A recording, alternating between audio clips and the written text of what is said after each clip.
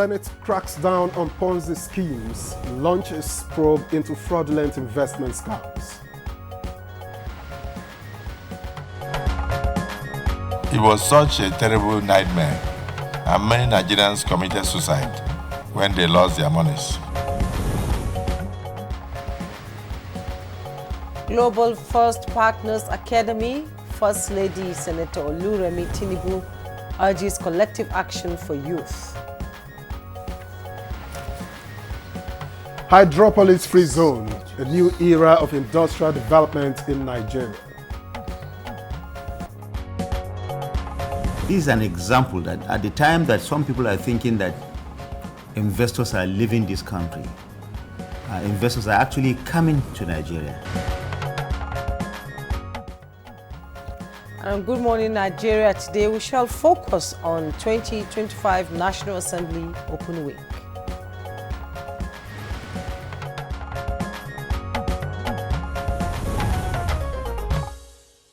So, the National Assembly Open Week is fast becoming a signature platform for building trust between Nigerians and their elected representatives. It's part of a broader push for transparency, accountability, and active citizen participation in governance. And Victor, it is also an opportunity to demystify the workings of the legislature, from public hearings to town hall meetings, outreach activities, and even open plenary sessions where citizens can see lawmakers in action. Of course, and this year's edition isn't just symbolic. It's focused on substantive issues like agriculture and food security, political inclusion for women, youths, and persons with disabilities, and the often debated constitutional role for traditional rulers. Now, the goal, it would seem, is to open up the National Assembly, not just its building, but its process, and create a platform for citizens to share ideas, ask questions, and help shape the legislative agenda. Now, by inviting the public into the heart of legislation, the National Assembly hopes to strengthen democracy, foster accountability, and deepen inclusion. It's democracy in motion. Indeed. And in dialogue. Yes, it's democracy in motion. You're welcome to Good Morning Nigeria. We join the conversation on the second National Assembly Open Week, a timely intervention in our national life and a chance to hear directly from lawmakers, policymakers, and Nigerian citizens. Now, we'll be speaking with key participants to examine the priorities, the debates, and the impact of this year's engagements, and what it all means for Nigeria's development. You get to know all about that in the course of our conversation. I am Jumwe Yeso. Thanks for starting your day with us. And I am Victor Azu. We are live on the network service of the NTA. Chukwudi Okoli Obaja joins us later on for the newspaper review. But first, for the morning top stories, Mina Daniels is standing by. Good morning, Mina. Good morning to you, Jumwe and Victor. Good morning. Here now are the highlights of the morning news. Senate has resolved to carry out a comprehensive investigation into the activities of fraudulent investment schemes, commonly known as Ponzi schemes, in Nigeria to protect citizens. In a motion jointly sponsored by Senator Abiru Adetekumbo and Senator Osita Izunaso, lawmakers expressed concern over increasing sophistication of operators of such fraudulent schemes and the devastating consequence of their actions on unsuspecting members of the public. How this monumental fraud will happen to Nigeria when we have a regulator, the Central Bank of Nigeria, in place. And the quest to find lasting solution to malnutrition and food insecurity in Nigeria continued at the National Summit on Nutrition and Food Security convened by the House of Representatives Committee on Nutrition and Food Security. The conference is to build stronger synergy amongst stakeholders so as to tackle the issue frontally. Experts tell us what we should do, both at the national and subnationals, to address this challenge of malnutrition and lack of food. And of course, Rather than wait for the future to happen, there must be a global resolve to shape it now by promoting initiatives that support the youth and their aspirations. Nigeria's First Lady, Oloremi Tinubu, made this call while addressing the 3rd Annual Global First Partners Academy ongoing in New York. Has made me to realize that our youth are creative, innovative, hardworking, and resilient. Preparing the youth for the future also means meeting them where they are, in the digital space, in technology, creative industries, in conversations about climate action and governance. As adults, we have a lot of catching up to do. We have to build bridges to engage our youth through scholarships, internships, mentorships, and programs that foster. Nigeria's status as a giant on the African continent is on display as investors are taking advantage of the nation's policies on ease of doing business. One of such investors is the Magama local government area of Niger State, building a hydropolised free zone, a world-class modern city to accelerate industrial development in Niger State and Nigeria at large. A federal government delegation, including the Minister of Information and International Orientation, Mohammed Idris, visited the site. First, he established the Ministry of Marine and Blue Economy, which has an 800-kilometer coastline and then inbound waterways that also support this kind of venture.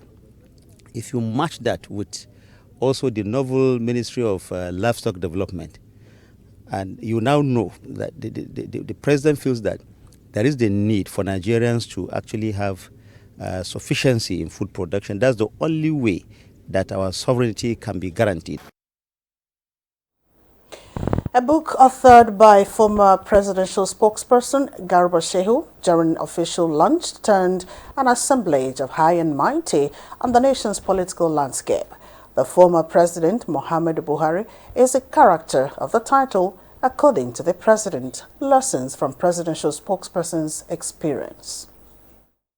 Muhammadu Buhari has done his part and the legacy must be preserved. This one further goes to show the loyalty, commitment, and the way Buhari's aides hold him in high esteem during and even after leaving office.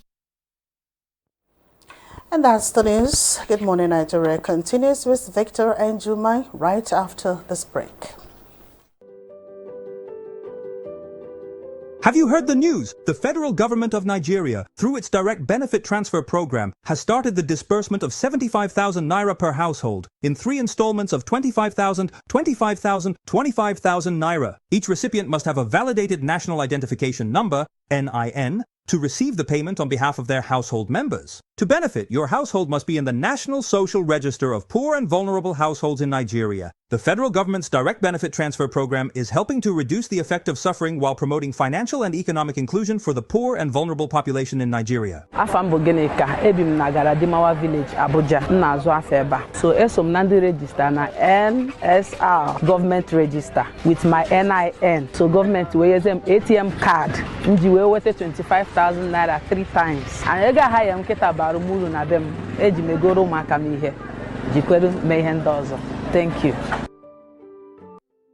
This message is brought to you by the Federal Ministry of Information and National Orientation, Federal Ministry of Humanitarian Affairs and Poverty Reduction, in collaboration with the National Social Investment Programs Agency, National Social Safety Nets Coordinating Office, and the National Cash Transfer Office.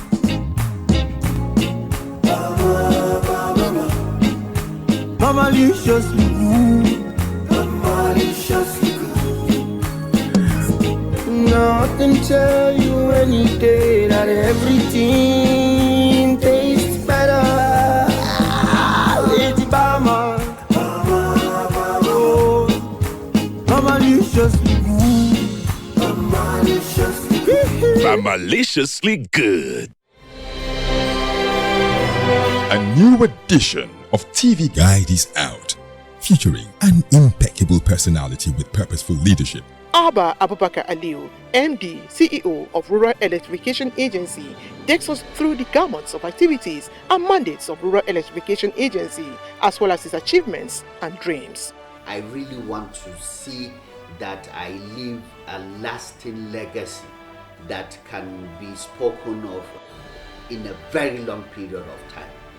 Welcome to a world of fun and excitement as we also present an assemblage of professionals in the media space. Some compelling NTA programs, current trends in the fashion world, ICT, sports, entertainment, and lots more. Meet Professor Charles Anosike, the Director General and Chief Executive Officer of the Nigerian Meteorological Agency, as he shares his vision in repositioning NIMET as a key player in Nigeria's climate strategy. Get a copy at the vendor near you or any NTA station nationwide. TV Guide, your indispensable companion. Our major currency unit is the Naira, while the minor unit is the Kobo. They are both in notes and coins. The Naira is more than just a medium of exchange. It bears the images of our heroes. So, stop abusing the Naira. It is a criminal offense to spray the Naira at events. Stop stepping on the Naira. It's not your enemy. Do not squeeze, ruffle, or write on the Naira. Handling the Naira with dirty or oily hands can deface the Naira. Love the Naira as you love yourself. Be a real Nigerian. Do not abuse the Naira. At NTA Television College JOS, you will dive into exhilarating hands that will fuel your passion in education and propel your career to new heights. We don't just teach, we craft the next generation of media leaders. Explore our diverse offering, understanding the personnel matters and issues in the public service, basic development communication, financial reporting under IPSAS, and interpretation of public sector accounting standard IPSAS, audit, internal check and control management, video camera maintenance, new technologies, optics, fiber, IP technologies, automation, storage management, and wireless technology. Challenges and opportunities in the secretarial profession in the digital age. Digital marketing, basic drama, online reporting, understanding the provisions of the revised public service, audio engineering operations and maintenance, camera operations, and intermediate drama. Mark your calendar. The second quarter of 2025 is your launch pad. This is your moment to seize the future. Announcer Management. Hey Nigeria, ready to breathe cleaner air and save money? Let's talk about gas. Drive with CNG, the smart, cost-effective choice. Fill up for less and travel further. Save money, save the planet. Switch to LPG for cooking. It's cleaner, healthier, and better for environment. Say goodbye to smoke and eye problems. Do you know Nigeria is a gas nation ranked 9th globally with over 209 trillion cubic feet of gas reserve? Gas isn't just for cooking and driving. It powers industries too. Cleaner, cheaper, and more efficient.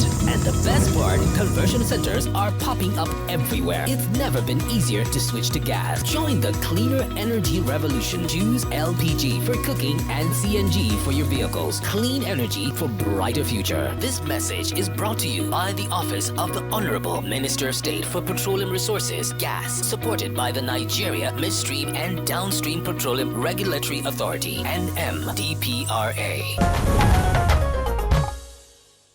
All right, time to check out what's making headlines across the nation. This is Newspaper Review.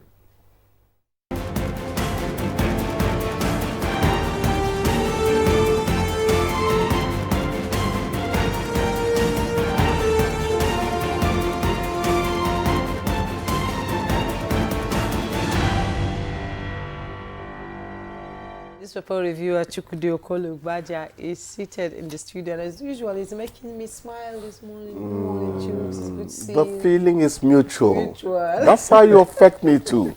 I like the way you emphasized feeling, the word feeling. Yeah.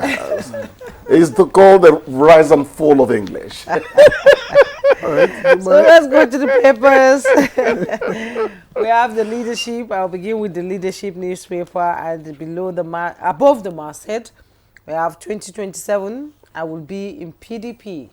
Work for coalition. That's coming from former governor of Jigawa State, Sule Lamido, and you find the details inside the paper. FCTA launches Operation Sweep Abuja to rid city of miscreants and beggars. You find the details on page 15.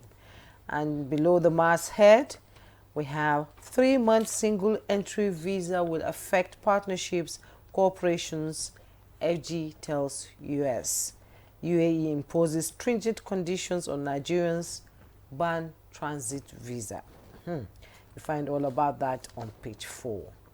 NIN disruption exposes gaps in telecom infrastructure. That's coming from experts in the telecom industry. You find the story on page 26. Akume, Al-Makura, Darie, others in race for APC chair. With riders, North Central stakeholders jostle for seat. Daluri may continue till December. And ruling party to take decision at NEC. You find the details on page 4. Side piece of the picture story, 1.3 trillion fraud, Senate probe CBEX, others, details on page 7. Kiamo inaugurates Ganduje orders to fund board. Find the details on page 28. 8-member committee investigates attack on Emir Sanusi's palace. Details on page 7. We will consolidate Buhari's reforms, as coming from President Bola Ahmed Tinubu. And Boss Mustafa, president contributed little to Buhari's victory. You find all that on page 4. Right, and I have the blueprint, and the lead story here reads, Buhari's government stood on pillars of integrity, accountability, prudence. That's credited to President Tinubu. Gowon, Osinbajo, Atiku, Idris, Grace unveiling of Garba Shehu's book. That story continues on page 8. And just above the nameplate, U.S. visa validity / troubling. Undermines mutual cooperation. That's according to the FG, and it's on page 11. All right, in sports, Super Falcons target maximum points against Botswana. You can get details of that on page 32. And just by the side piece left, banks recapitalization. Analysts assess progress, sound caution over sustainability.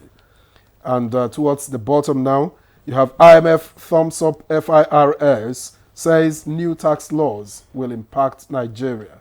Our relationship continues as we transit to NRS. That's according to Adedeji. And on a final note, let me take this constitution review. Northwest fixes new dates for public hearing. And that story is on page 11. Chukwudi. Thank you, Victor. Buhari's government stood on pillars of integrity, accountability, prudence. That's coming from the president. And those are very pleasant words for one's predecessor in office, so to speak. Yes, I am one of those who would, even though I'm not I'm never really near government, even though I wasn't close to him, I'm one of those who still vouch for Buhari as an individual, you know. As an individual. As an individual. She's emphasizing something. Yes. Yeah. I don't know whether putting the team that worked with him through the acid test would salute the president's observation as much as he would want to. But then we don't want to dwell in the region of conjecture. Let us take it, give the benefit of the doubt. Let it be as the president, you know, said it. Buhari is a man I'll keep on respecting. By the way, the book is titled According to the President. Actually, thank you for reminding me. I like it. That's it. According to the president. You know, we journalists, we make a mistake. When I read the things I read about presidential spokesmen, you know, our senior brother, our elder brother, Bayo Nanoga, sometimes takes the flak. And I say, that man you see there is no longer the journalist. That is a man there to protect the interest of his principle. You have to be able to separate issues. If you say, oh, he's not doing the job with the law, the nobility, the integrity, we've always known him for and all that, and you can prove it, you may have a point. But if he's defending his principle, he's doing the job as demanded at that duty post. When the person returns to their journalism, it's another person you're seeing again. This needs to be said so that Nigerians stop many of the things they write on social media. Look at it. According to the president, that is submission of loyalty. What's in a title? There's everything in a title. Lessons from a presidential spokesman's experience. I think Garba Shehu, if I were there, I would write a few lines for him as well. Exactly. At least he didn't see spirits. He didn't see spirits. Like his predecessor, one of his predecessors. You're always confounding who saw spirits. Okay, Mr. Chukwudi. We'll audit your presence here. Visa issues. Don't go there. The first we need to talk. Yesterday, you know. You know, my dear Juma, the first 2 years they gave me, I spent 7 days in Houston, Texas. The second 2 years, I don't even touch about through one. Some people are still cursing me up until today. But yes. I'm one of those who would always tell you that people could make it in Nigeria. Many of the problems we have is not planning life well. But going to this, the federal government is saying that it would affect cooperation and partnership. Some people need longer stay. Instead of they're going in, coming out 3 months, taking another visa, that's what they are talking about. So they might need to look at that for a category of people. Don't make it a bandwagon thing. Yes. That is where I think fault lines will begin to appear. UAE also imposed stringent conditions for Nigerians. The point is that $10,000 in your account before you can get a visa. Yes. The truth is that migration is a refugee thing, really, elite refugee movement. Migration is becoming a problem for countries of destination. But migration has always been part of humanity. Yes, yes, but there's such a thing as all people in this world migrated from somewhere. But there's such a thing. Somewhere. But there's such a thing as how much you can take. One of the problems Nigeria has is porous borders. People coming from other countries to wreak havoc on the green, white, green. So if we have the means to also stem the influx, we will do a few things about it. It has become the sad reality of the present day. That's my simple opinion. I think every country takes a decision in the interest based on their nation. Yes, the and so interest if of they feel their that, nation. look, because by the time you have open migration, people flock a particular place. They flock a particular place. Jobs become a problem, social amenities become a problem, and it's what they look at. Their people begin to make a lot of noise, and there's unrest. So they want to manage what they have for their people. I don't know. Is it in the if Quran? Is it in the Quran that you should love your neighbor more than yourself? What's in the Bible for us is love your neighbor as yourself. So you can't love the other man more than yourself. I am beginning to admire a few things about Trump. Can you believe it? You know, now that I'm becoming introspective about some of his actions, some of them salute the realities of the moment. Yes, on point. Let's be fair to the other man. We don't have to like them. Dubai, the cult fights and all those cause the problems in Dubai. Cult fights, vicious cult fights. Oh, cult fights. Yes. I wasn't aware of Nigerians. Oh. In Dubai. The people who go there to disgrace us. Yeah, it's, you see, before Dora Akunyili died, he said, stop this your Niger thing. What is Niger all about? That mentality does not help. Stop this your Niger thing. Do you know who I am? I'm a Nigerian. What does it mean? Well, it doesn't mean anything. Abroad, you are misbehaving. Don't you know where I'm from, Nigeria? You are a human being. Exactly. Full final stop.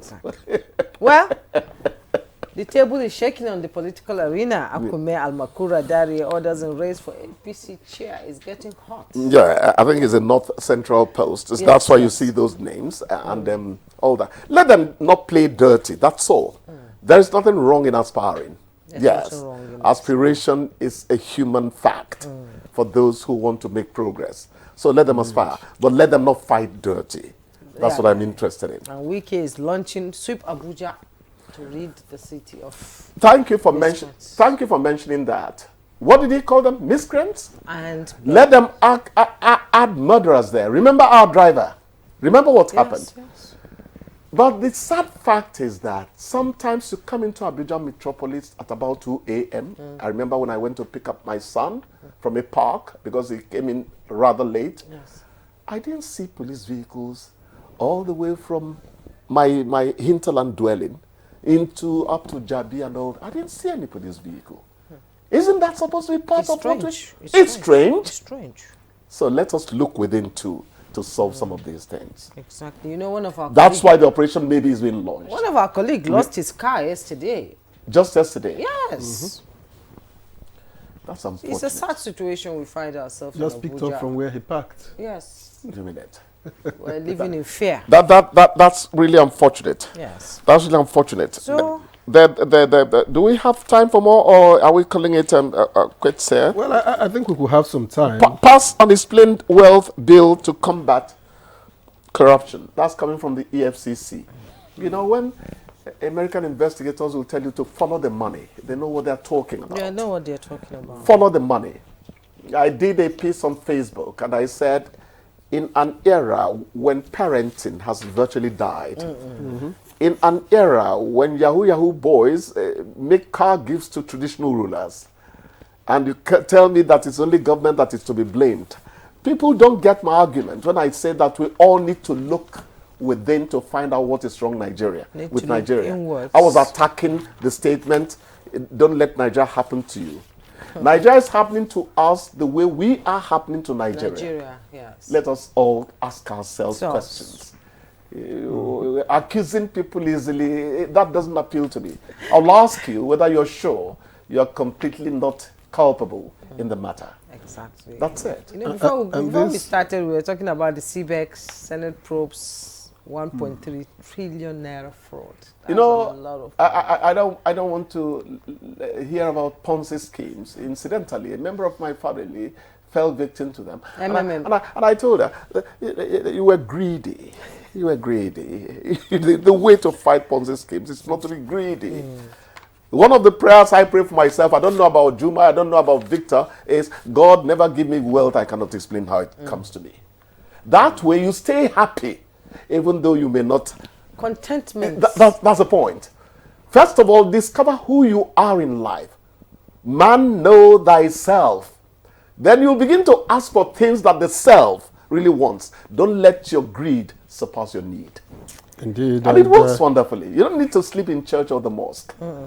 Just search your soul and prescribe the right drugs for your life. And just before we go, Chukwudi, this one, Nigerian crude tops $70 amid Red Sea tensions. That sounds like good news. Yeah, our Bonny Light has always been a top contender, but then it is about the Red Sea tensions. Remember, it went up to $80 when we thought the Straits of Hormuz was going to be closed by Iran. But that did not happen. They stepped back from the brink, you know, the precipice. That was good for the world. But I'm happy that Nigerian crude is being mentioned when you talk about crude that is actually contending in the open market there. It's just that all these things will come back to you in the form of the inside of your car. It is crude oil that they use to make all those plastic portions of your car. So you, in a way, pay back for crude that is high in price. All right. That's the way it works. Chukwudi, time to thank you very much. Thank you. You make me happy. Sometimes I don't want to leave. I already signaled. I thought I'd said good riddance to broadcasting. I already signaled that a cup of coffee be kept for you just as you go out there. Coffee headmaster. Thank you and have a great day, Chukwudi. Thank you, Victor. All right. And Good Morning Nigeria will continue after this break. Please don't go away.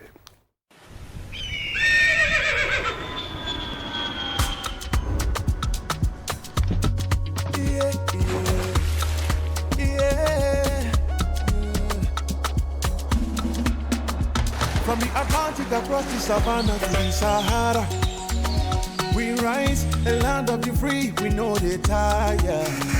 We dream great, our spirit is undying. Resilient, rooted like palm tree, we sway in colors, we turn dark into light, we make solutions, we ignite passion, yeah. Each ethnicity is unique, we are more than just a nation. We are Nigeria, strengthening in unity, we know they carry life. We are Nigeria.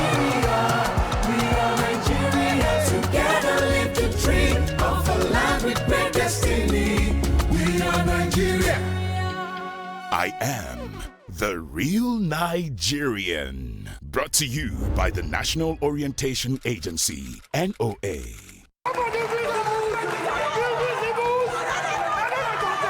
Mention a popular Nigerian childhood game of the 80s and 90s. Police and thief. Playing rubber. No, be I'm rubber. Mommy and daddy. Mommy and daddy. Survey says. Hey! She loves to cook and I like to eat. She said, no, that's my boy. I like to go out, but sometimes my pocket just tells me, bruh, go inside. Don't be only you. Mention something you would do if you meet with a lion. Call for help. Help me. The lion, they carry me, go here. I like to watch football with him. Nice. Not Arsenal. They know they carry league. Drop some bars. All right. The Lord is my shepherd, I shall not want. You did not even rap. If you're happy and you know it, let me see your 32. Smile for me, baby. You know they give me attitude. Felicity, they're here. The Nigeria Coat of Arms is the official seal that represents the authority of the Federal Republic of Nigeria, hung on the wall behind the seat of the principal officer of the government, supported by the portrait of the serving President of the Federal Republic of Nigeria. It has 7 features. The black shield stands for Good Earth of Nigeria. The silver wavy band stands for the confluence of rivers Niger and Benue. The 2 white horses stands for dignity. The yellow flora is a common wildflower throughout Nigeria. The red eagle stands for strength. The wreath is in our national colors of green, white, green. The motto, unity and faith, peace and progress, is written on a beautiful yellow ribbon, and it's a maxim for all Nigerians. Be a real Nigerian.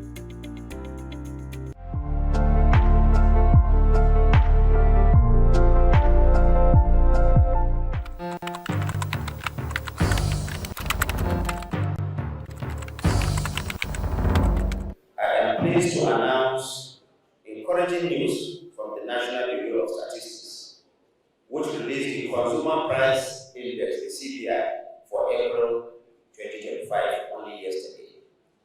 According to the report, the headline inflation rate for April stood at 23.71%,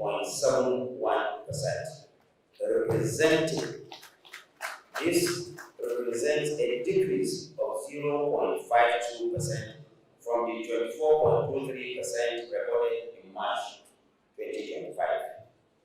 Similarly, month-on-month inflation dropped by a notable 2.04% from 3.90% in March to 1.86% in April. This, of course, did not just happen by chance. The President is focused and is determined, and his determination and his interventions are clearly paying off. The benefits of reform, though gradual, are real and measurable.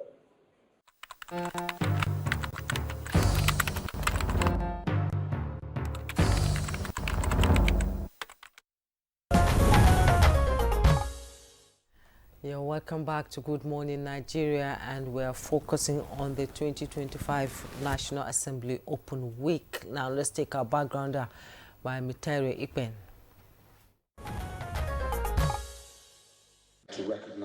The hallowed chambers of the House of Representatives is thrown open to Nigerians from all walks of life who confidently occupy the legislative seats. After all, it is the people's parliament. The presiding officers welcome everyone for several interactive sessions scheduled for the open week to touch on issues that touch Nigerians, especially in the ongoing constitution review. Under the draft amendment, 10% of seats in both the Senate and the House of Representatives will be set aside for women, apportioned by state to ensure regional balance. These seats will be filled through direct elections on separate ballots. 5% of seats will be reserved for persons with disabilities, with candidates nominated by accredited disability advocacy organizations. So you are changing Nigeria. You are repositioning Nigeria. You are making it possible for good governance to come, irrespective of who occupies the villa. The open parliament policy of the National Assembly is applauded as a practice that should be sustained. At no time in the history of the legislature, especially the House of Representatives, have we had the doors to our chamber thrown open to the public. I believe you should appreciate your speaker together with his team for them to put this particular opportunity together for you, to re-energize you, to wake you up, that you have a work to do. More than any other institution of government, the legislature relies on the goodwill of the people to operate effectively. Keep the torch of the integrity and the mission of this House has been left behind by your predecessors. The National Assembly's Open Week will focus on policy and legislative issues in agriculture, food security, political inclusion for women and youth, as well as constitutional role for traditional rulers. All right, many thanks, Mitari Ikme, for that background report. And now, joining us for this conversation, let me introduce here in the studio Enne Ede, who is a renowned gender advocate and publisher of the Woman Today newspaper. She is the founding executive director of Equity Advocates, a non-governmental organization committed to promoting gender equity and social justice. Now, with over 30 years of experience, she has been a steadfast supporter and mentor to women in politics, championing increased female representation in governance. A pleasure to welcome you to Good Morning Nigeria. Thank you for giving us this golden opportunity. As always, it's a pleasure to have you on any of our programs. And also joining us via Zoom is Jake Ekpele, CEO, founder of TAF Africa. Welcome to Good Morning Nigeria, sir. Good morning, Nigerians, and thank you for having me. All right, let's begin from here in the studio. Let me ask, women remain less than 6% of the National Assembly, for instance, and year after year, we hear talk of inclusion, but not a lot moves. Now, what's your assessment of where we are, and who should take responsibility for where we are with regards to women inclusion? Thank you so much. Let me first of all join numerous other stakeholders, both within and outside Nigeria, including development partners, that are commending this 10th Assembly, particularly the House of Representatives. I say particularly, you can understand with the trend, with the activities that have been lined and the actions that have been taken. It's a major shift from what we have been doing, and the kind of conversation we are having is a positive narrative we are beginning to have. And if you look at the caption of this year's meeting, the Assembly, the House of Representatives, they say, the People's Assembly. And it resonates with we who have been excluded and marginalized over the years, women, persons with disabilities, and some other interest groups. Given that, you've asked that who is responsible. All of us are partly responsible. It's systemic and it's also attitudinal.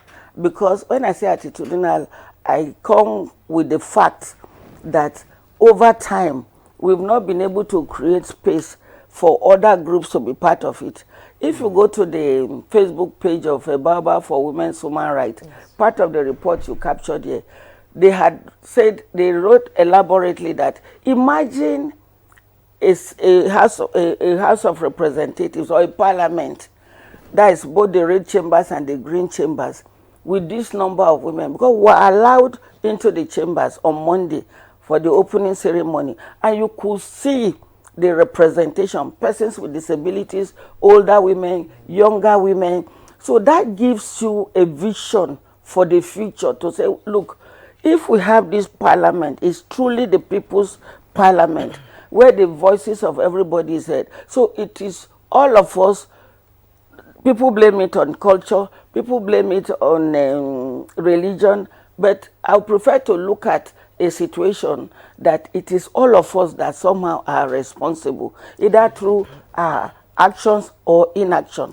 So we are not blaming anybody. We have come to a level now that we have seen the need to have women We are not blaming anybody, especially if you want to look at the Maputo Protocol. There's a laboratory. People have come to agree. It's our own homegrown empowerment instrument. There's no tool of empowerment that is as elaborate, as progressive as the Maputo Protocol. And we ratified 21 years ago. So with the implementation coming now, we are still grateful because we have learned lessons and other countries will learn from us. We'll talk about the provisions when we progress. When we progress. Okay, let's bring in Mr. Jake Epele into this conversation now. The National Assembly is opening its doors to civil societies, you know, women, UN women and all that. Now, tell us, in your own opinion, how significant is this kind of public access for democratic development in Nigeria? Very brilliant question. It is very significant. And I want to say that this is one of the best practice that other arms of government, including institutions, should adopt. It's significant because you create access to people who hitherto wouldn't have had access. It's significant because you give voice to the voiceless. It is significant because discussion, often treated as elephant in the room, are discussed in the open. It's significant for the legislators in particular to assess what the people think about them and to also communicate to the people who elected them, you know, how inclusive the Halo Chamber has become. And so the significance of what is happening is an understatement. It is very impacting. It is very good practice. It shows and creates the pathway for truly inclusive legislation or legislative assembly. So that therefore, it is something that a practice that must be encouraged. Not only the legislative arm of government, but the executive arm, the judiciary, and of course the international development partners, and of course the local NGOs. It's part of the transparency initiative and open governance initiative. So it should be encouraged. And then of course, it's an opportunity to further enhance true democratic values. There's no better way to put it than to say it is a very significant development and indeed something, a practice that will encourage democratic development as well. All right, many thanks to Jake Epele for that initial contribution. And let me introduce here in the studio Representative Paul Nnamchi, who is the member representing Enugu East and Isuzu Federal Constituency in Enugu State. We thank you very much for joining us. Thank you so much for having me. Now, the theme for this year's Open Week is food security and inclusion.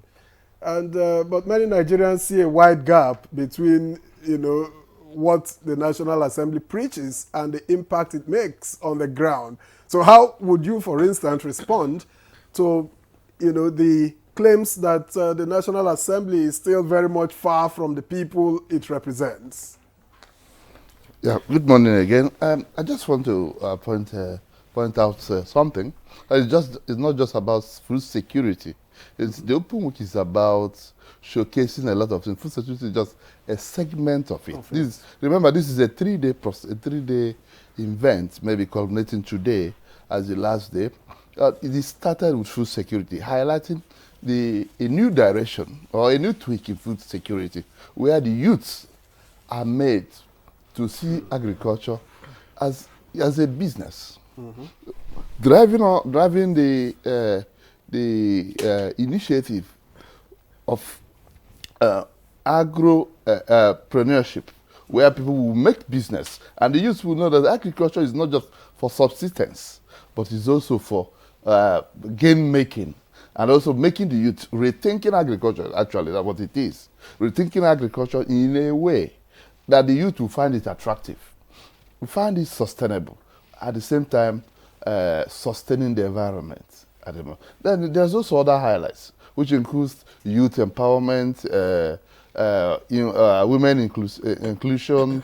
We also have other things like other transparency, the measurement. Actually, the House used it to showcase what it has achieved over the last 2 years, which has been more or less open governance, legislative performance measurement, in number of bills passed, motion moved, and also the oversight function concluded, and the outcome of some of those things.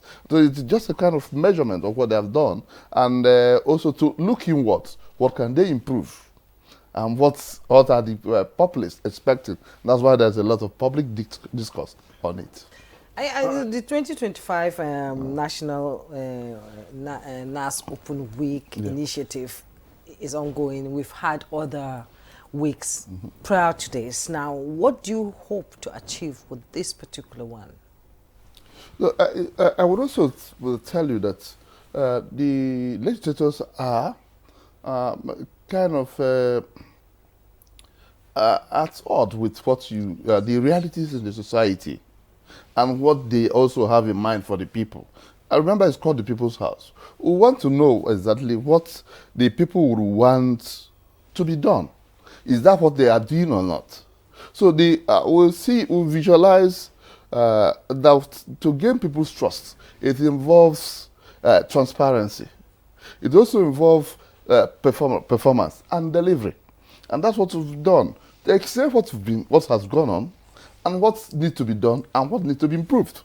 And it's the segment of people that came included the civil society, the traditional institutions, the several women societies as and well. Also children. And also children. That's I'm going to the youth.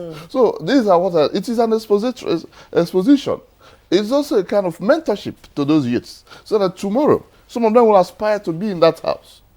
Some of them will aspire not just to be in there, because it's not that being in the house and making contribution are different. So these are the same thing. But they also know what background will I bring when I'm coming into the house? What am I giving to the country? But it is about service. And also to disabuse the mind of the people that what you just go there to discuss is trash. Or what you go there to discuss is how to share money. I believe those of them did not see any bank inside the chamber. So these are the things that you have also to do. You feel pain sometimes when people say things about the National Assembly. Don't get me wrong, but I know that it is right for them to tackle the People's House, because when things go wrong, you go to the people that are near, the person that is nearer to you, and hammer. Why is this? Why is the president doing this? Even when you might not see the president in the hell of 1 year or something in the television, but we are the president they know because you are close to them. Yeah, sometimes they have even abandoned the local government chairman, because local government chairman will say, well, we don't have the money. See our hand. We are not. Now they have the money. I don't know. We have the local government. So the local government will come to tell us if they have it. They have the autonomy. You've seen a lot of things happen where some of them vote against their autonomy, or the House votes against themselves having freedom. So there's a lot of complications. Well, today we're talking about the Open Week, which is just a brilliant idea from the executive, from the leadership of the House of Representatives.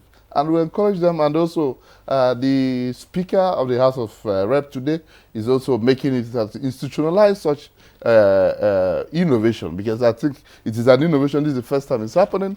So with all modesty, I think I also have to give kudos to the 10th House of Representatives for that innovation. All right, thank you, Prof. But let me stay with you for a moment. Yeah. I had asked earlier, all of this, inclusion is a big part of the Open Week. You talk about youth inclusion, women inclusion, people with disabilities, and a whole lot more. Now, is this an acknowledgement that there was hitherto a gap? And has this done enough, in your opinion, to close that gap? It cannot close a gap in 3 days. A gap that I have stated, you can't. Well, this is the second edition. No, the second edition. Remember, you are talking about appealing to the conscience of the people. It is not just that you come and A legislative process is a gradual but a very hard and realistic nut to crack. When to pass one bill by a member, it takes a lot of energy. You also have to have a lot of things, the relationship. You have to build bridges. This is just inside the house. You have 2 houses. You also have to approach the public. Remember, we have also a lot of stereotypes in the society about certain things, about religion, about culture, and a lot of things. So it takes a gradual process. I will give you an instance with something that is maybe not related, like the tax bill. The tax bill was about giving like a bomb in the country. But after some time, you go effort talking to the people. Please see what it is. Don't close your eyes before looking at it. Open your eyes and look at it and see whether what you are looking at is what you are thinking, is what you are reading. That is so at last, it was passed without any rancor in the society. No regional outcry, and no religious outcry, and no ethnic malice around. So these are ways of approaching the society with a sense of I am you, you are mine attitude. And I think that's what the house has actually done. I am your house, and you are a part of this house. And she gave also the youth the impetus to think that the country is going towards the right direction. I think that's what it has actually inculcated in us. Some people, sometimes you think you are entering a gulag, that whenever you enter that house, it is this way, it is the other way.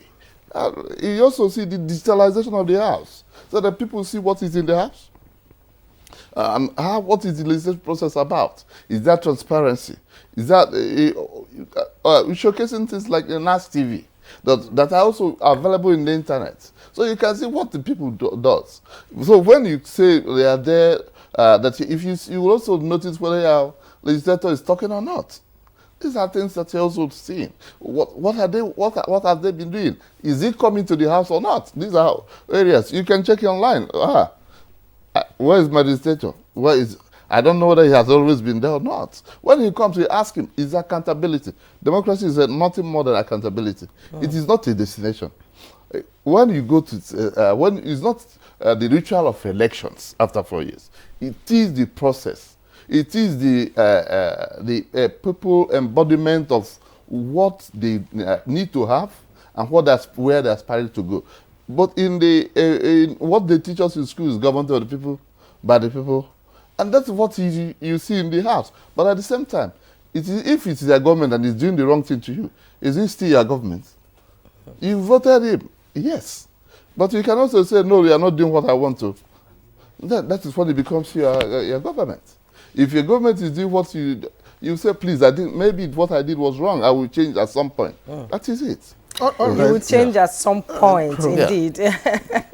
You know, people only get to see what you do on Wednesday and Thursdays and on TV and what, you know, they never get to see it practical. I haven't seen the process. Well, you're invited.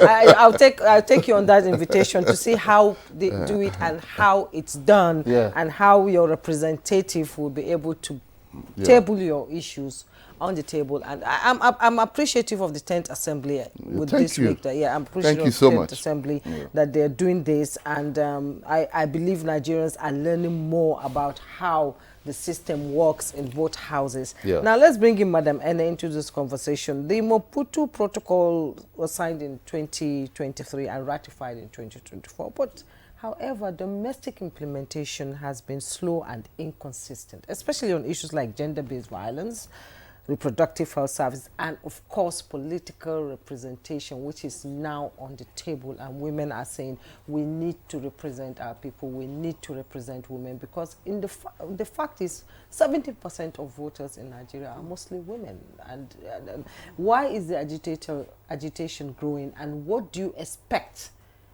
to gain from this week? Thank you so much. Let me thank join other Democrats, true Democrats, to thank the House, the Speaker, the leadership, and the members, because it's one thing for the leadership to want to go to one direction. It's another thing for the followership to say, okay, no, we are not going, and they are dragging. But for what I'm saying, this is the first time that there is that agreement, that there is ownership to say, look, we can go. Like you said, is the right thing to do right now. I'll come to your question, but I'd like to say a little about the nutrition, security, nutrition, and productivity, because I was part of that session. We were invited to be part of that session. And part of the testimony I gave at that session was that, look, it's a wonderful thing to look at, because we are so endowed. Everywhere in this country is so endowed. We may not be equally endowed in terms of natural resources, but everywhere, everything can be produced. I recall I was very ill, 2023 to 2024. I just returned to the country in 2025. And there was something that happened. First diagnosis that came, surprisingly, a lot of people were astonished, was acute malnutrition, acute bronchitis, acute anemia, and all that. Then eventually they say it's multiple myeloma. But you know what happened? The money that was given for my treatment, because it couldn't be diagnosed sufficiently here, was over 20 million naira. And who are the contributors to that money? We had written, say, look, oh, this is a humanitarian person that doesn't have her own money and not into any business, but just to be doing advocacy for nation building. Women contributed 90% of that money. I told the organizers of the meeting. So linking security, nutrition, and national productivity is very important, that you bring in women. For the fact that women are not holding key positions, yet they are not in government in that number, the volume we need, but took this action to save the life of a fellow woman. It speaks volumes. It means we will need to do more to bring them in so that they can do greater things. If you look through history, right from the First Republic up to now, go and check the bills that women pushed. It's bills that impacted on everybody proportionately, not in a disproportionate manner, because that is where their interest is. So we are grateful to the 10th Assembly for bringing this opportunity, for realizing that there is a gap. That's why the fact that Maputo Protocol was ratified, that we signed 21 years ago, and we have not been able to implement, though we are doing implementation piecemeal, like the VAP Act. And if you look at the VAP Act, Section 23 of the VAP Act, it categorizes this kind of thing that has been, this marginalization, exclusion, as political violence, and it carries a fine. So our women are going to bring everybody, executive, legislature, judiciary, and the 3 tiers of government, to say, come, we'll drag you to court. Even though we went to court, the women, different women groups went to court to say, look, we challenge this affirmative action because you have signed, but you are not implementing. And what happened? The case was given in favor of women. But it was when the time had lapsed that even government now had to appeal under Malami, Attorney General and Minister of Justice, which doesn't even make much sense. And yesterday we were told too that each time you go out, interparliamentary activities and other governance platforms that you go to, and they tell you, what is your problem that your own percentage is 4, but others have 50, 60, 70% of women inclusion. What is the problem? What crime did the women? And we realized that it was giving us a national shame, and we want to wriggle out of it. So it's not only that the Maputo Protocol that was signed 21 years ago, there are many other laws too, even more than countries like advanced democracies like America, Russia, and the rest. But they are trying because they say it conflicts with their national law. You ask, why is the implementation problematic? It's problematic because of the way our law is. It's such that when you sign, you say come home and domesticate. And the domestication, sometimes there is misconception that this thing conflicts with our religion, our culture, and other things. So this is part of the reason. Otherwise, Maputo Protocol, chapter 4, chapter 9, chapter 23, chapter 14, chapter 26, what the National Assembly is doing now is so elaborate on it in terms of inclusion of women. So what they are doing now is what Senator Desi Danjuma had talked about when she was in, I remember she granted the Woman Today newspaper, and she said Nigeria is running on a democratic deficit. And when you are in deficit, you negotiate out of the deficit, and the negotiation will not be at your terms. You that is the debtor. Is the creditor in this situation now. Women, children, persons with disabilities are the creditors in this sense. So what National Assembly is doing, the 10th Assembly particularly, is to help Nigeria to have a good name, because out there, they don't see it the way we are seeing it here, giving reasons. It's not acceptable because you have signed. And because you have signed, you need to implement. And who is responsible? All of us are responsible somehow. But since we have seen it that some of the tenets of democracy is transparency and accountability, you are holding yourself accountable. And we are glad too that there is an M&A component of the protocol. It means you will go and be asking, what have you done over time? You are auditing yourself. Now that you are auditing yourself and you are editing the bad name that you get outside there, is such a wonderful thing. So there is enough reason for us to be able to implement this. And it's a legacy action that the Assembly is taking. I was happy that the Senate President came to the Green Chambers, sat down at the opening of the open week, and spoke to us. And they spoke to the fact that, look, this is an error that has happened in the past, and we are ready to remedy it. The consequences the implications in terms of financing it and the rest of it, we will take care of it. So this is the first time in history that we are having this kind of broad ownership, traditional rulers, lawmakers, religious gatekeepers, the media, because they are having a better understanding that this thing is giving us problem. And why should we have problem in a democracy? We say military go so that we can enjoy democracy. And there is restricted freedom. But now that you've talked about implementation, which is always a problem anyway, we have a lot of laws, we have a lot of protocols, it is implementation that is a problem.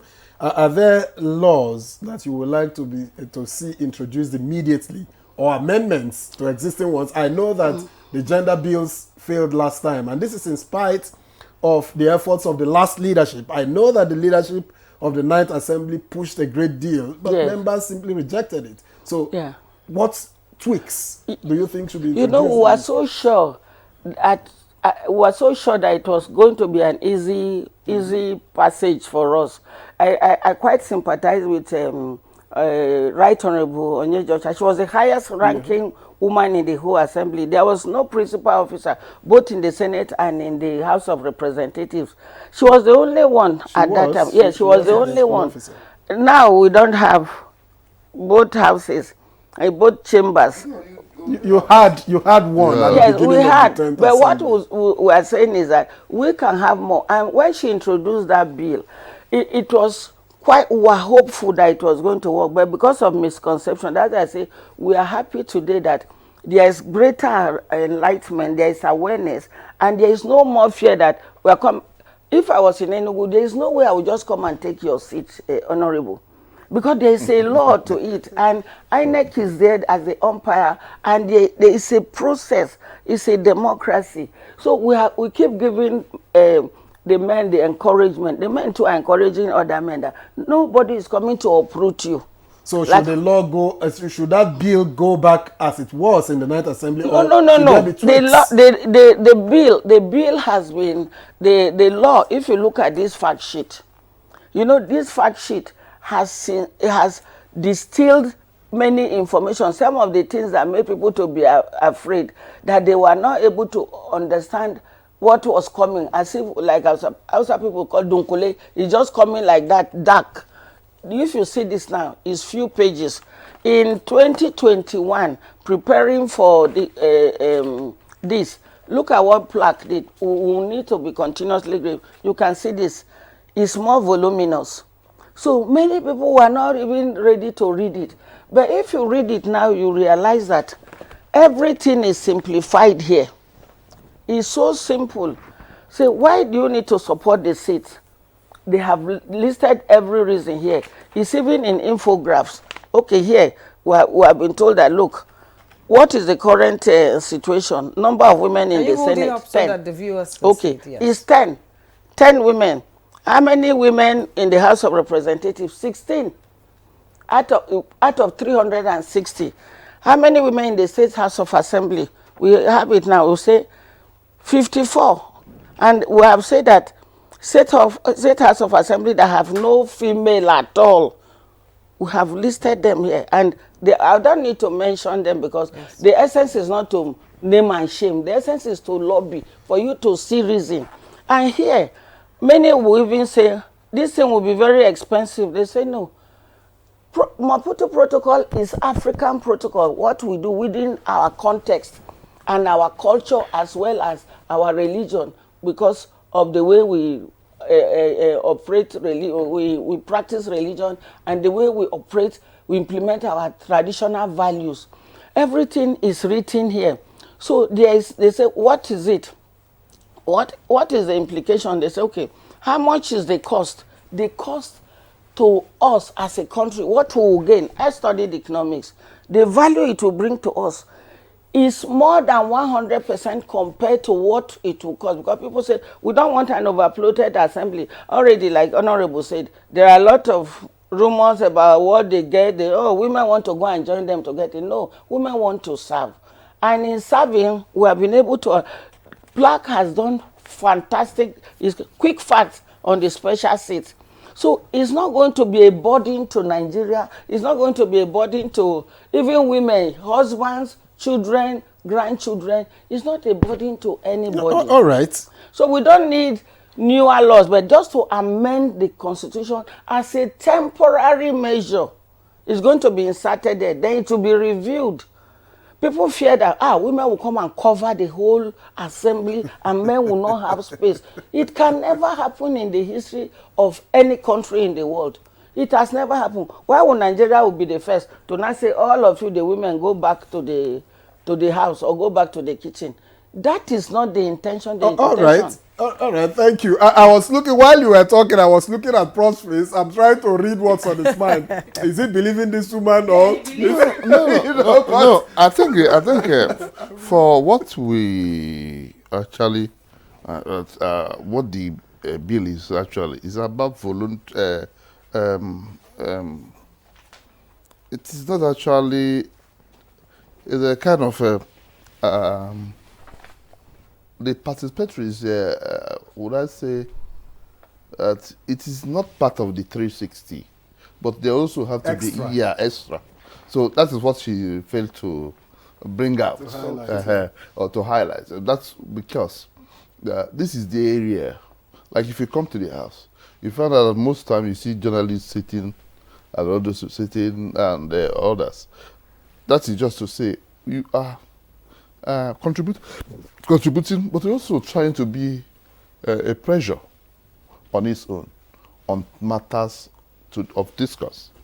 You understand? So if he tells the people that probably this is not going to be the overly elected Heritage Society thing, it might also, because as I said, I gave an instance with the tax bill, how that has been, the society was like, it was something big is going to fall on the country, but at the end of it, nobody even knew when it was got to pass. I'm not sure exactly why it failed in the 9th Assembly, but I know that all of these explanations were made.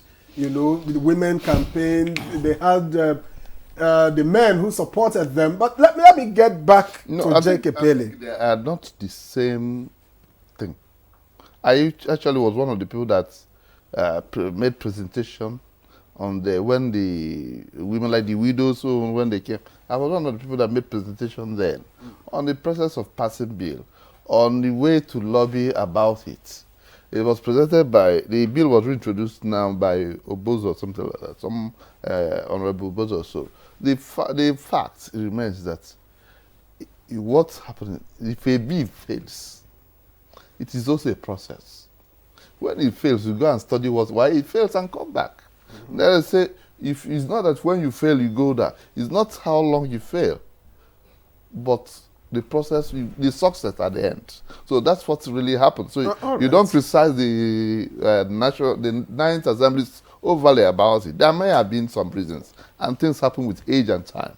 So that's maybe what happens. Well, still talking inclusion, we are also practicing inclusion here, and that's why our line is our phone line is on the screen for the viewers to send in their contributions and questions, whether via SMS or WhatsApp messaging, just so that you can be a part of it, and the guests in the studio and beyond can also take a look at the questions and respond.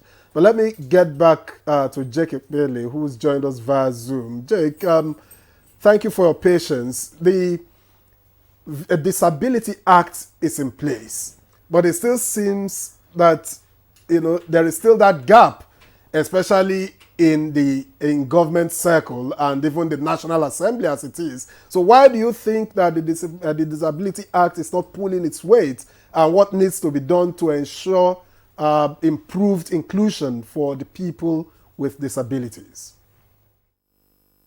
Thank you very much. And I just want to thank all the panelists, especially NA, for everybody's wonderful contribution.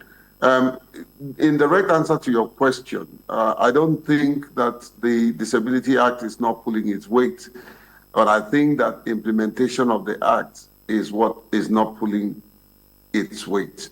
The law is not perfect, but it's perfect enough for us to use it to perfect the issues that we're going through, the issues of inclusion. We've gone from the phase of passing the Act to the phase of implementation, and very little have been done. Although I can say that definitely we're better off today than what we used to be or what we used to have. So that said, the issue here is that of implementation and monitoring and evaluation, which haven't really yielded the expected dividends. However, we're not resting on our oars. Part of the success story that we have today is the establishment of the Commission, a Commission for Persons with Disability, which is an outcome or a clause in the Disability Act for implementation. However, that commission is underfunded. That commission is grossly underfunded. And so the people running it are not able to effectively implement. Secondly, that commission lacks adequate capacities. The way government organs are structured, which I am not a very big fan of, is the fact that the moment an organ or an agency is formed, you will find that all the ministries will start sending people to that agency for employment. The question is, are they qualified to be employed by that agency to deliver on the expected outcome? No, many of them are not. So you find a situation where there are many government establishments and ministries that send representatives by means of secondment, that they don't know what they don't know their left from their right, So invariably, you will find that there will be no adequate capacities to really drive implementation. The other thing is the understanding of those who run such agency.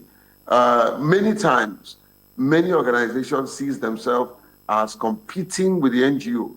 And in this case, you're talking about the organizations of persons with disability. There is no competition, there is complement. We need to complement each other, so that we can deliver on the expected mandate of the people, and of course, make sure that the community is properly served. So that is a major problem stemming from the very good act that we have, the Disability Act, and of course, Now we are the phase of moratorium have expired, and we're getting to compliance. And so you find out that even many government establishments are not complying. And I don't blame them. And I must say here, I don't blame them. The problem is that even the Disability Act is not properly, communicated. There are many people who don't even know that Nigeria has a Disability Act. So they need to communicate the laws. And I have seen a lot of people that are in violation, and you can't blame them because they just don't know. I remember how many times we have come to NTA, and we say, look, we need to have this, we need to have this. And you listen and you implement it. That's the way to go. Let's take the baby step. It's often said that one step you take is one step less you need to arrive at your destination. 1,000 miles begins with just one step. So if we can do the little things that doesn't require sometimes funding, creating access. Any organization can have a ramp that is under 10,000 naira, under 20,000 naira. Electoral political participation, which is part of the act. How well are the politicians ready to accommodate us? How well are the political parties, in particular, ready to create the framework for persons with disability? Because the only way you can be elected in this country is that you have to go through a political party. So how well is that the political party structured to accommodate a fair competition for persons with disability to emerge as candidates? Very poorly done. The electoral body, the likes of INEC, CIEC, we're consistently updating them, consistently working with them. INEC is one of the most inclusive electoral institutions in this country. As much as we know that there are places that they are struggling, there are also places that they have done very well. Today we have a whole division that is focused on inclusion. Kudos to them. And then, of course, every time we talk about inclusion, the state seems to take a back seat. They think that is the job of the federal government. No, it's not. Inclusion should trickle down to the council in local government. So it's everybody's business. You remember that if one person does not move forward, the rest will move backward. So it's important that we pay attention to inclusion, not lip service. And I like what the National Assembly is doing. I think it started with the former speaker, who is now the chief of staff, Gbajabiamila, and we work together to ensure simple practice that everything you do must have a sign language interpreter. And today, we have a speaker who is truly inclusive. The only gap that I kept emphasizing is ensuring that we have a voice, especially in the political segment of their initiative. I had expected that just like you have everybody, and including women, deliver that goodwill message, that a person with disability should have been there to deliver a goodwill message. Now, what would that do to us and to everybody? It gives us the opportunity and the platform to have a say in the matter, to have access, to be listened to be able for those in the hall and those who are watching to empathize with us. This is not the era of sympathy. We don't need sympathy.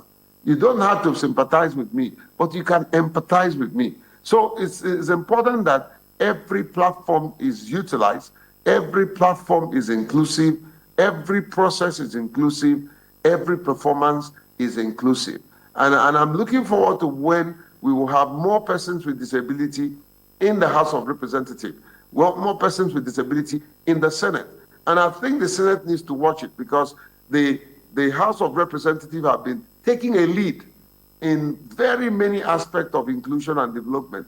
And I think my my good friend, the Senate President, and several others needs to borrow a leaf from the House of Representatives. And I'll say kudos to the Speaker, kudos to the Deputy Speaker, who is my very dear friend, who is a true inclusion champion.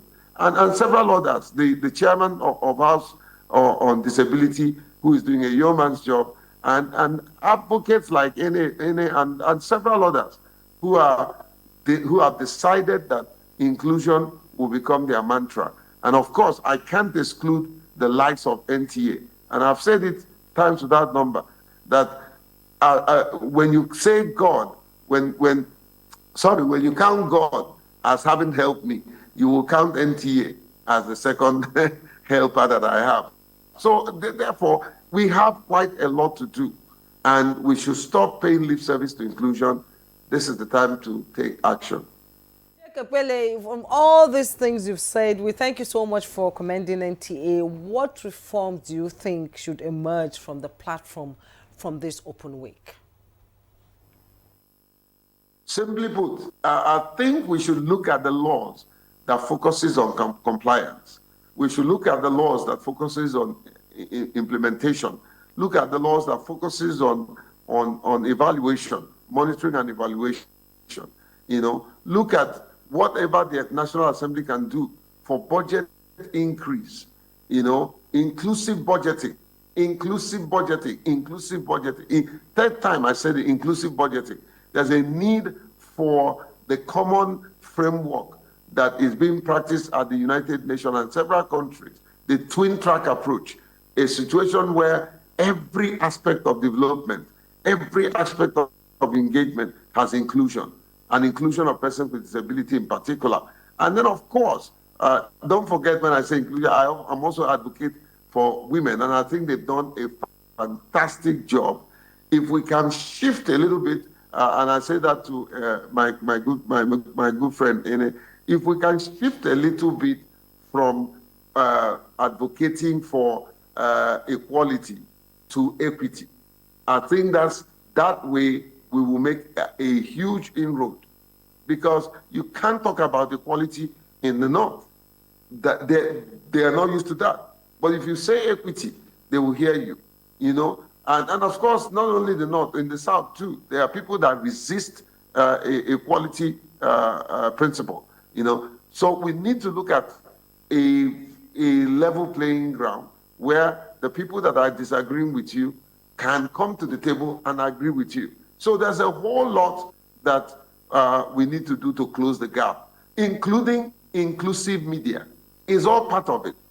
I want to see one day that a person with disability will become the Director General of NTA. I want to see one day that a person with disability, not hidden disability, physical disability, will read NTA News and several other media houses. I want to see that a person with disability is given the proper place to highlight their skill set and maximize it. It makes us feel better. It makes us feel that we are part of the society, Ultimately, I want to see a person with disability one day become the president of this country. It has happened in America, it has happened in UK, it has happened in Canada. We want to see it happen, because when we occupy such exalted office, we are able to understand and educate the people about what we are doing. I think one of the most expectation that I didn't see, even in the open week, was everyone going out there to make a presentation to have one line, just one line of their presentation or address that focuses on inclusion of persons with disability as well as that of women. So there's a need to create a voice that cannot be silenced. And I chose to be one of those voices that will continue to speak for persons with disability, no matter how difficult it is, no matter the threat. I am here to stay and to stay for the community. Jack, thank you so much. And I need to remind you that we have somebody reading the news from Sokoto then, Zainab. She's a woman and she's a person living with disability. I believe she's a deputy director now, I believe, yes. And, you know, NTA has been, you know, out there, you know, making sure that it doesn't matter whether you're disabled or not, NTA will take you on as long as you can deliver. We have some messages and Nigerians want to ask questions or contribute to the conversation. Let me take this. He said, from Ben Ozo, he said, democracy is about inclusion and open access for citizen participation across all levels. So National Assembly has done well in their open access for civil society and others. Thank you, Ben.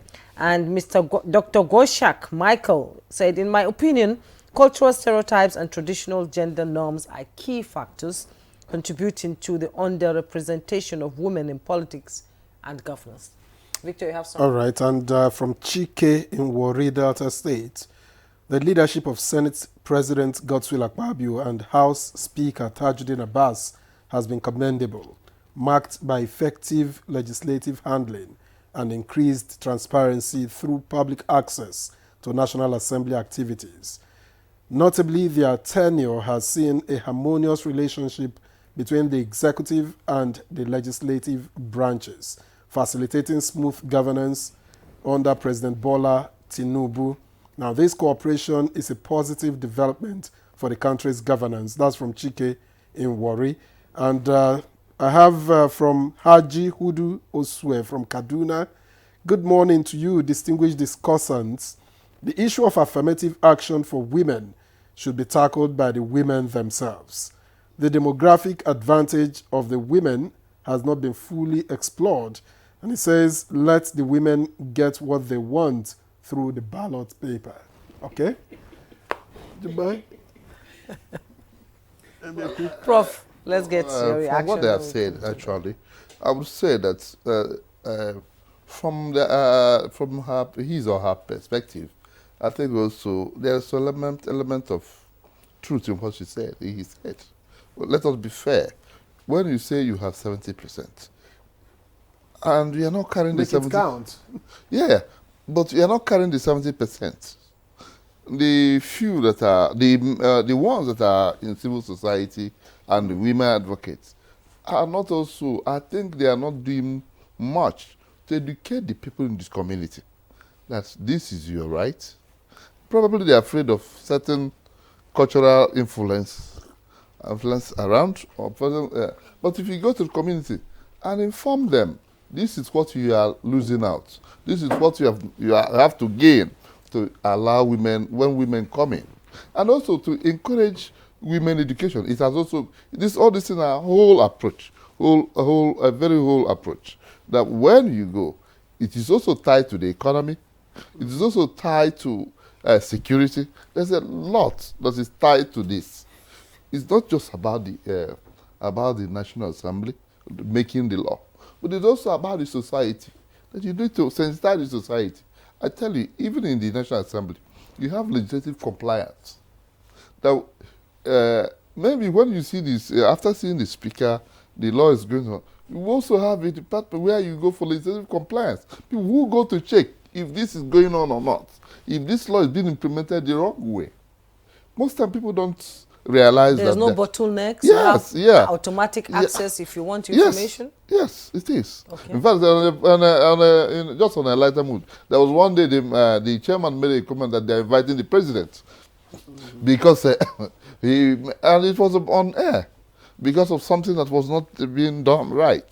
But the point is this, that you leave off that aspect and just go to leadership and hand. The leadership will not do everything. You go to those, there are also the implementation, that people are in charge of legislative implementation and that compliance. Those people need to also to be followed. They are the ones that will follow you to ministries and will be listened to. The speaker will not follow you around because he has a lot of duties. Yeah. So these are certain things you look for. All right. I think we'll come back and take your we'll take your response on whether women are doing enough or not, but that will be after this break. Please don't go away. We'll be right back.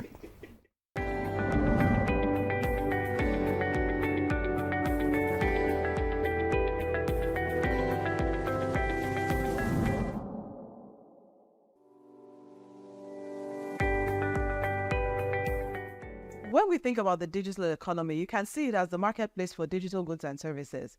And increasingly, it's becoming a force to reckon with and an incredible contributor to economic growth, because we've seen the growth in technology and digital platforms. Technology has it really permeated every aspect of life and business, the way we live, the way we work. And when we talk about the digital economy, we're really talking about leveraging technology and digital platforms in a powerful way to drive growth, to drive solutions to problems, to drive applications, and to provide services. The digital economy is something that has the potential to help Nigeria leapfrog a lot of its development challenges, right? Because think about what the mobile phone did for Nigeria years ago. That is the potential we have for digital, because it has a way of reducing the barriers to innovation. It has a way of being able to transform service delivery, whether it's government's delivery of services or whether it's services in the health system, where people can use digital to actually be able to see their patients better. But it takes a lot to realize that potential of digital. The first thing is like every other thing, there's an infrastructure you have to build to be able to make sure that digital economy can thrive. Think of something like, capturing that happens in Nigeria, right? Where you capture, people's biometric when they go for a driver's license, when they go for passports, and each of those are separate things. Can we imagine a system where we're able to streamline that and actually have a platform that exchange biometric information that makes it easier for people to access passports, easier for people to register to vote. But today it's very tough, right? But those are basic infrastructure that needs to be invested in. A lot of it is through government and private sector collaborations to make it happen. If we're looking to accelerate growth in the Nigerian space, we really need to look at enabling the digital economy. That includes providing digital infrastructure, connectivity, because that's the highway, like the highway that everything rides on. We need to think about digital capacity building in terms of the suppliers to the economy and also the consumers within the economy. So a robust digital literacy initiative. The good thing about technology is that, one, it helps you to transcend boundaries. Two, it creates a level playing field, really, because if you create a solution, a technology-based solution that is applicable in this environment, that same technology can be applicable, exported to other environments. And, technology platforms also help drive collaboration, right? When we're thinking about innovation, when we're thinking about business growth, collaboration is an important part of that.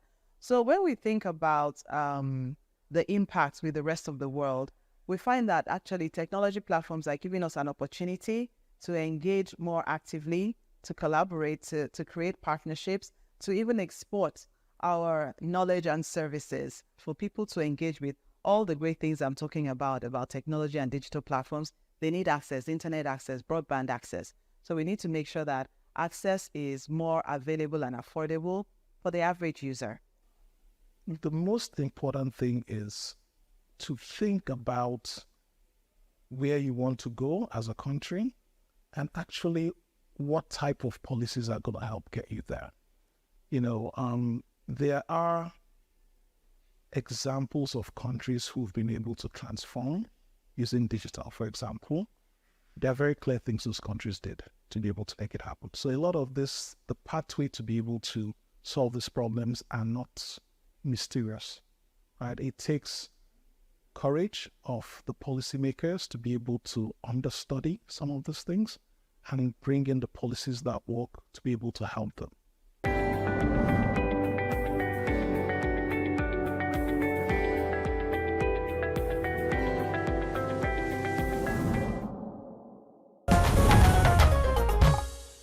All right, well, thank you for being there. And just before we went on break, we were asking Enede to respond to the accusation by one of our viewers that the women are not doing enough.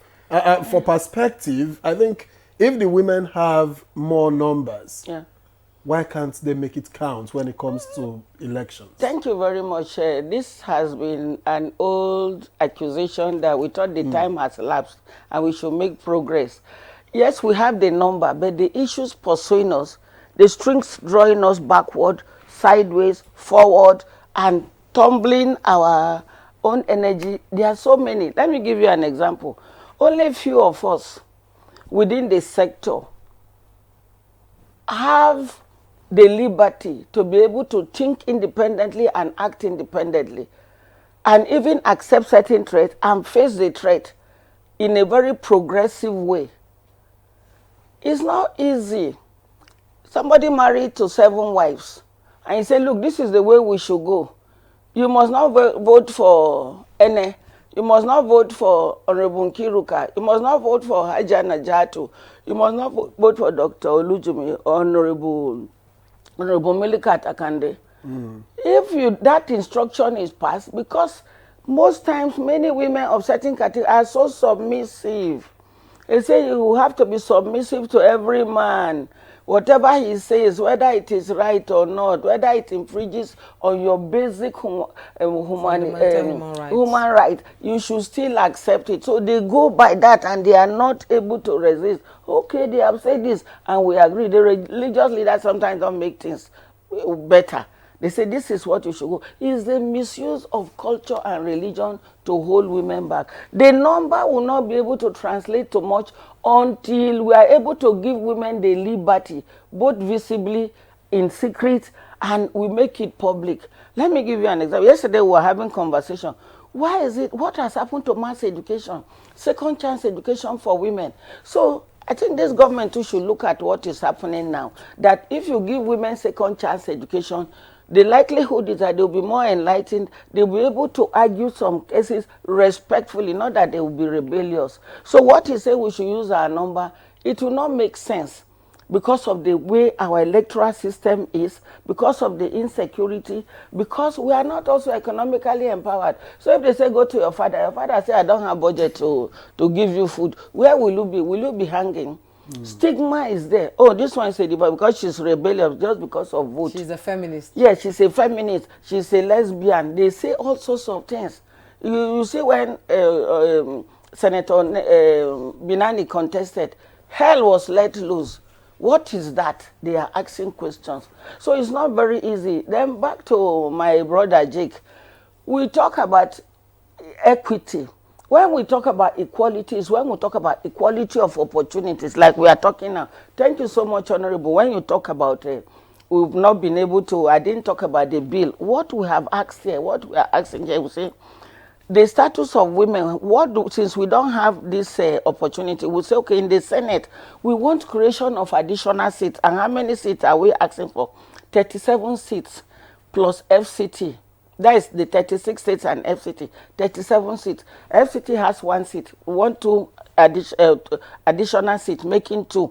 And it's reserved for women. But the original seat that is there, that one will be contested by anybody. It's not reserved for women. That is the fear people have. We also say in the House of Representatives, we will be able, we will also be able to have in the state assembly, we will create 3 states of assembly seats for women. That's women from the 3 geopolitical zones, a senatorial seat. They will contest for those positions. So what are the things that we've been asked to know? They say, look, additional seat does not stop women from contesting the 109 in the Senate and the 360 in the House of Representatives and the other ones in the state assemblies. We also say that every political party will be made to nominate a female candidate to contest for the seats. It's not that somebody will come and outreach them or they will now use executive share to say, bring this woman. You have the liberty, it's still democratic. Then we'll say, the women will campaign and be voted for. And we have said that it's not tampering with the seats that are already existing. It's just creation of additional seats. And it's a temporary measure that will be reviewed with time. Honorable, you have said that the civil society, they are not doing. Look at my age now. I'm still doing advocacy. Both one-on-one, lobbying lawmakers, lobbying the traditional rulers, lobbying people like our office, Equity Advocates. Our office is in the community in Ubokolo.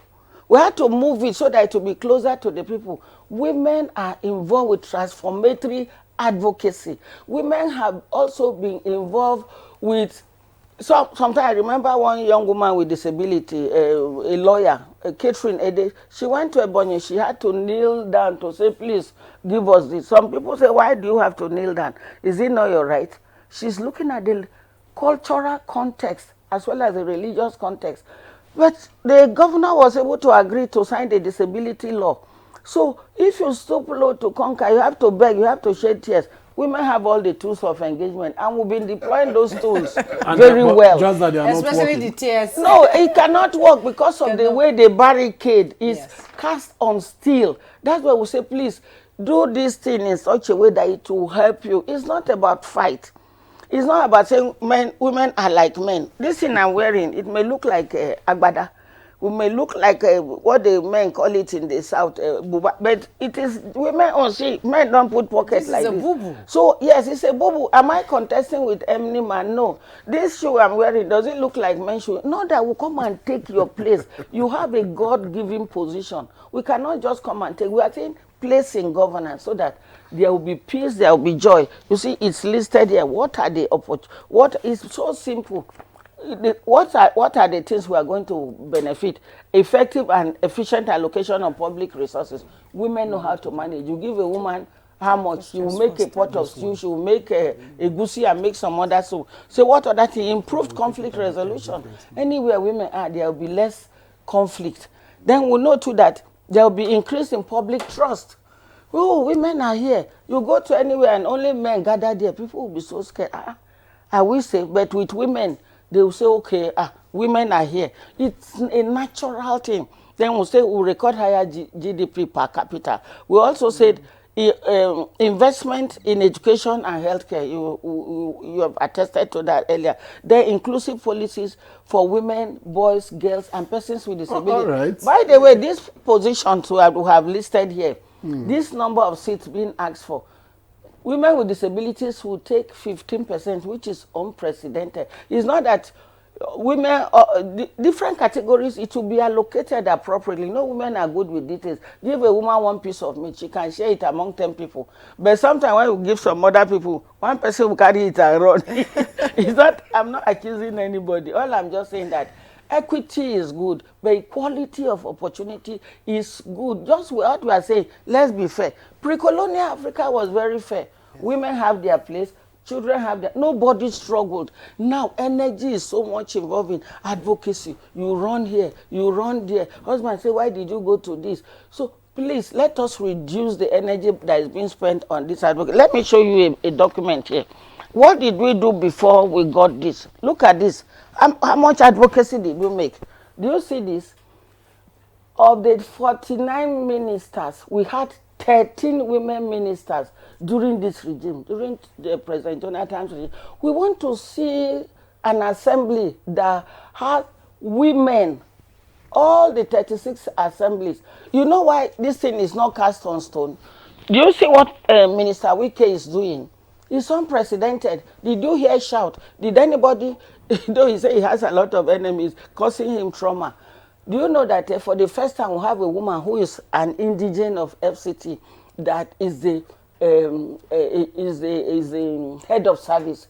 We have mandate secretaries as women, especially the Women Affairs, Health. They are doing extremely well. Then we have women who are permanent secretaries. These structures Minister Wike has created, he's helping women. It's not only infrastructure. Somebody was saying, why are you supporting Minister Wike? He's doing this. I said, the infrastructure is helping me. I just left my house. How many minutes did it take me to get there? It will help us to be able to use our time better as women. So these are major things that doing road, making this, and I will not be surprised because his wife, the women around him are giving him good advice, and that is what you are seeing. That is what we want to see in 2027.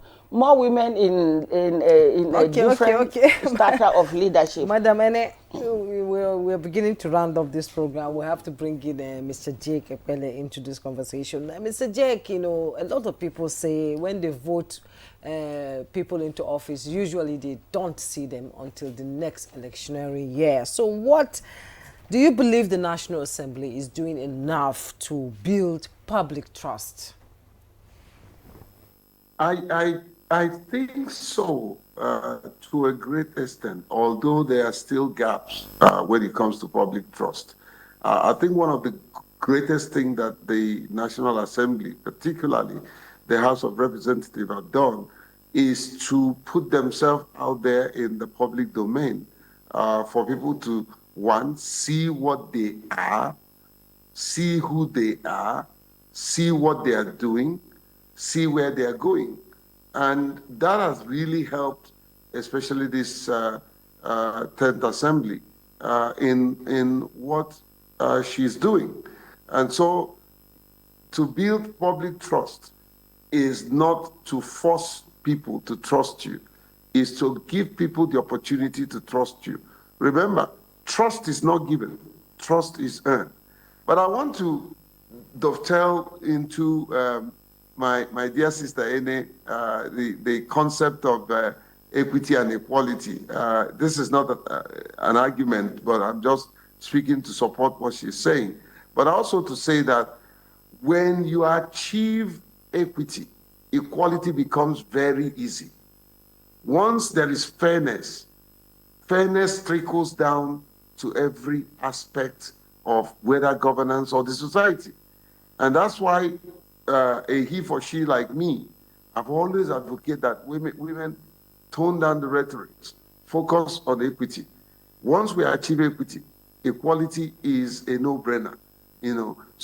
But definitely, there's a whole lot, back to your question, there's a whole lot that this National Assembly must do and should do, because they can also pass laws that will compel political parties to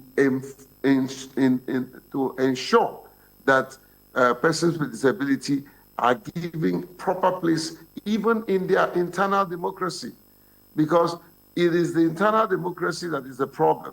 If the internal democracy is not wired to accommodate persons with disability, then the emergence of persons with disability for elective position becomes a wishful thinking. So there's a need for the National Assembly to pass inclusive laws that would compel inclusive implementation that will give birth to inclusive development. So everybody is involved. Everybody should be involved.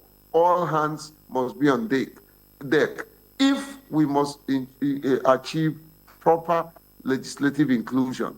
Raising champions of disability legislative agenda are very important. I like the fact that my good friend, His Excellency Kalu, the Deputy Speaker, has made videos.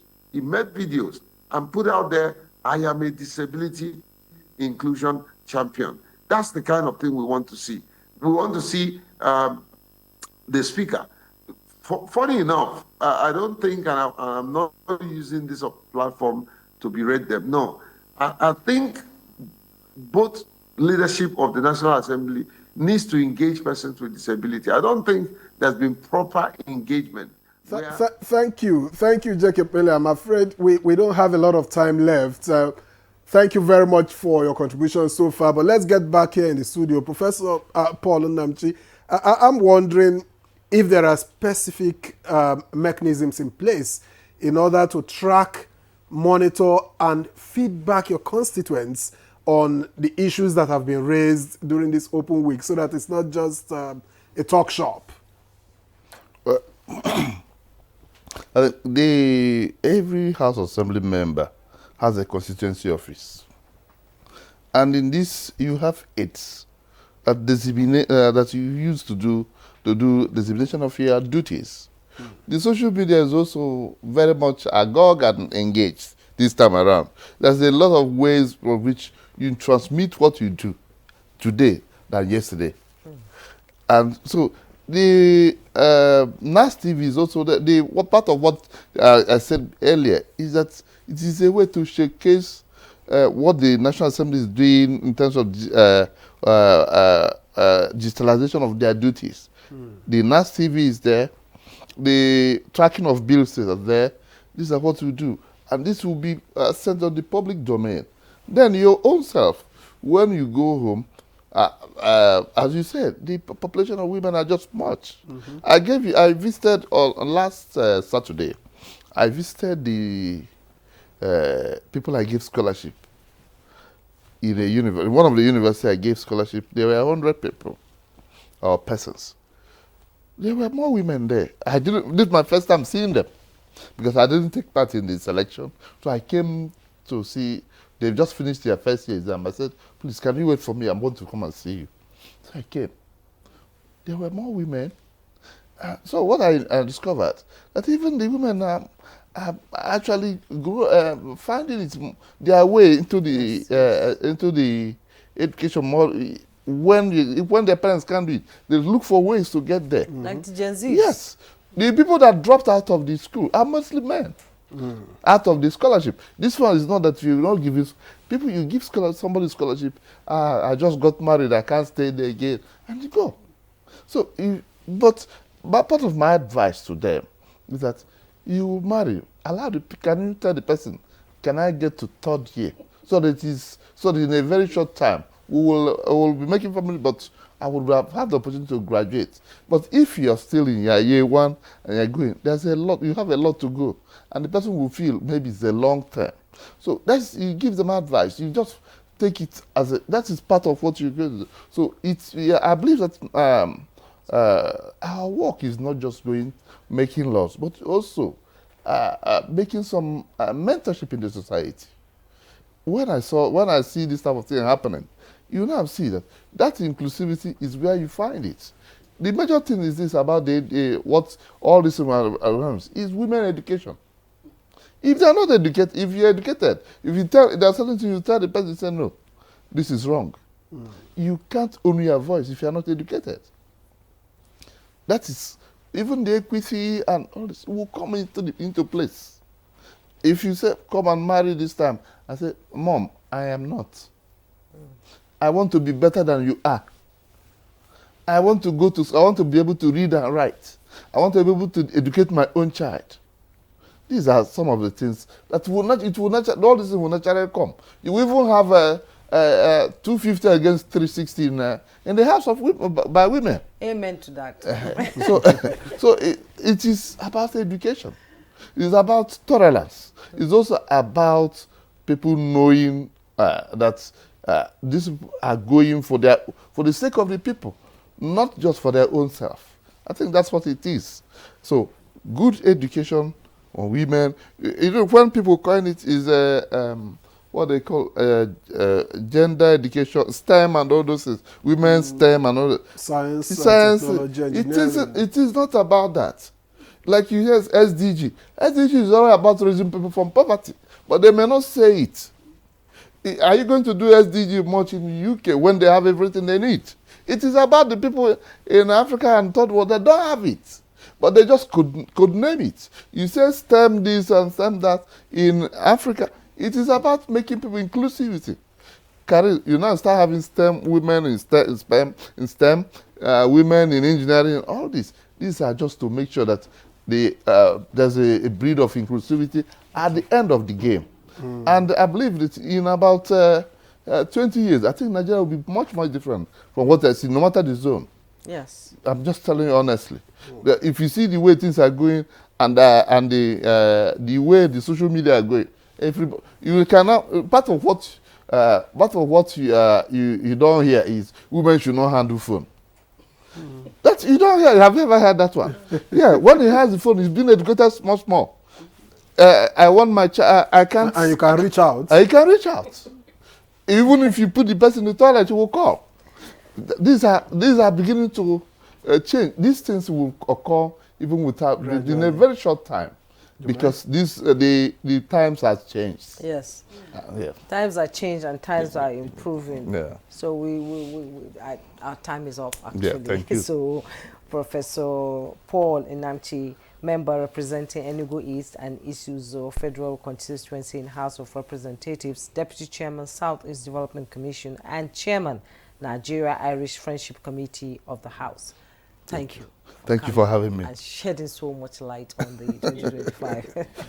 We appreciate you. Yeah, thank you so much. Mr. Jake Epele. Okay, let me take Mrs. Ene Ede, renowned gender advocate and the publisher of the Woman Today newspaper. She's the founding executive director for Equity Advocates and a non-governmental organization committed to promoting gender equity and social justice. With over 30 years of experience, she has been a steadfast supporter and mentor to women in politics, championing increased female representation. Thank you so much. And Mr. Jake Ekpele, CEO, founder, TAF Africa. Thank you so much for your contribution on this conversation. We appreciate you as always. Thank you for having me. Thank you. And that's Good Morning Nigeria for today. I hope you found it interesting. Tomorrow, the topic is up for discussion. I am Juma Yusuf.